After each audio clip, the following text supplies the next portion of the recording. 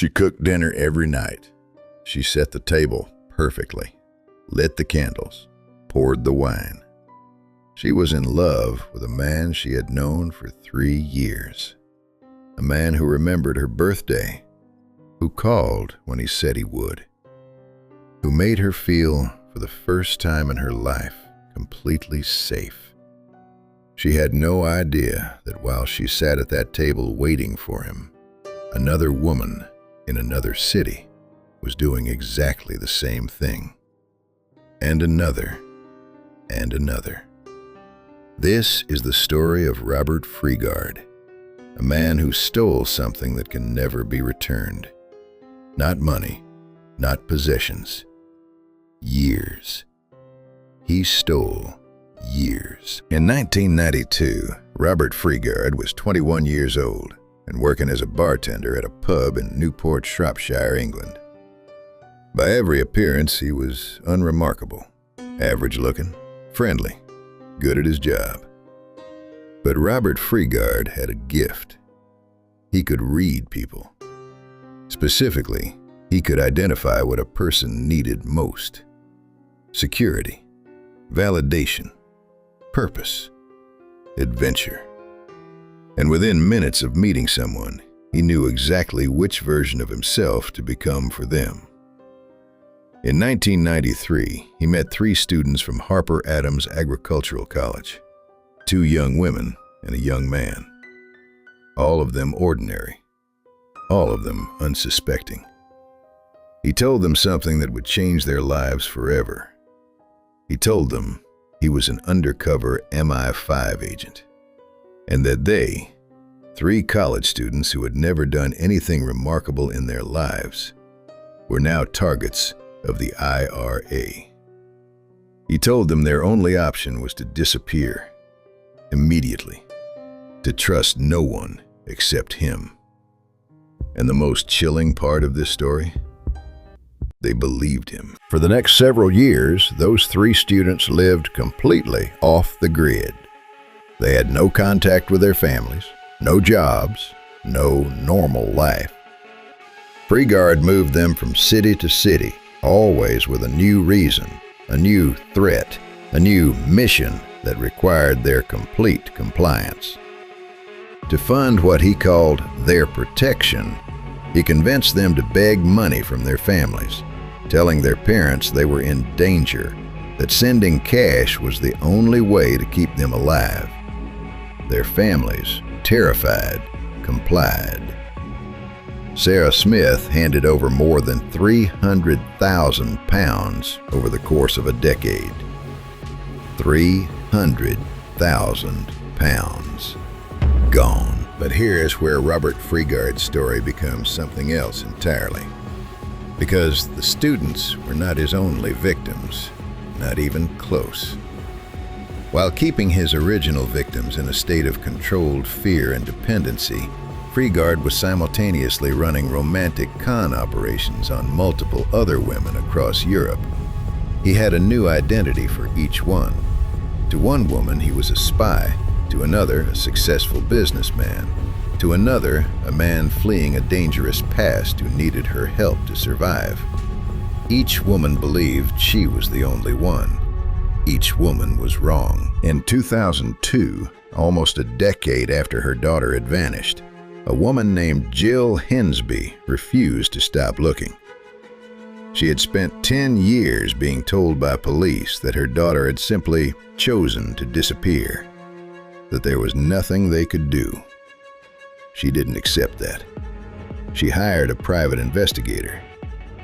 And what that investigator found, slowly, painstakingly, over the course of 2 years, was a thread. A single thread that, when pulled, unraveled everything. The investigator traced Freegard across 7 countries, found evidence of at least 10 victims, possibly more. Women who had given him their savings, their homes, in one case, their children's college funds. One woman had spent 8 years believing she was in witness protection. 8 years. Living in fear, moving constantly, sending him money she didn't have. Because a man she met in a bar told her she wasn't safe without him. And here is a question that will stay with you after this video ends. How does someone do this? Not the logistics, not the lies, the psychology. What kind of person looks at a human being and sees only a resource to be emptied? Forensic psychologists who studied Robert Freegard after his arrest concluded something that initially seemed too simple to explain the scale of what he had done. He didn't do it for the money, not primarily. He did it for the control. The money was a byproduct, a way of measuring how completely he owned someone. Every pound transferred was not just financial theft. It was proof. Proof that he had successfully replaced someone's entire judgment with his own. Robert Freegard is what psychologists classify as a coercive controller with narcissistic traits.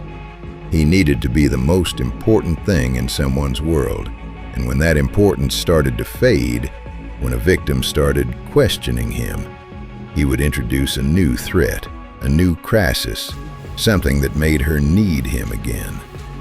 It was a cycle, deliberately constructed, deliberately maintained, and he was extraordinarily good at it. What makes Freegard uniquely disturbing among con artists is not the scale of his deception, though that is remarkable. It's the intimacy of it. He didn't steal from strangers.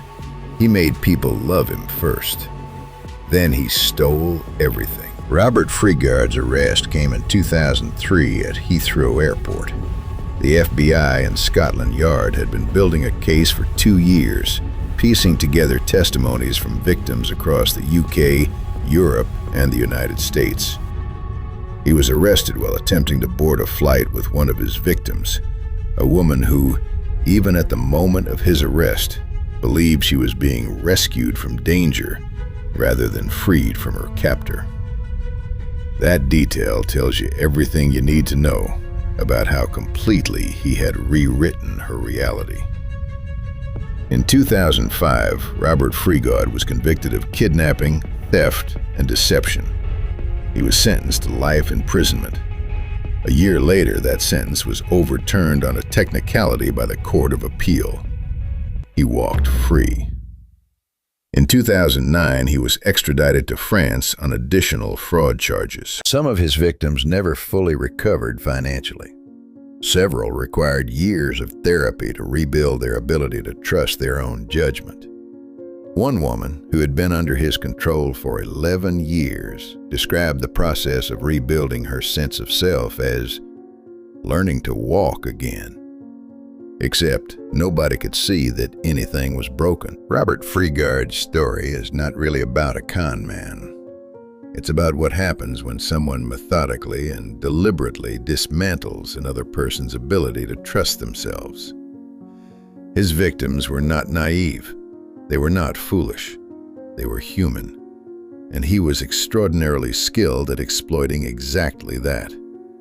The women who survived him went on to rebuild their lives, to tell their stories, to ensure that his methods are documented and understood.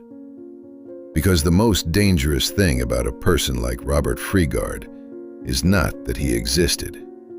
It's that the conditions that made his victims vulnerable, the need to feel safe, to feel chosen, to feel protected, are not weaknesses. They are the most human things there are. If this story stayed with you, share it with someone you care about. And if you want more stories like this one, subscribe. A new case drops every week. I'll see you in the next one.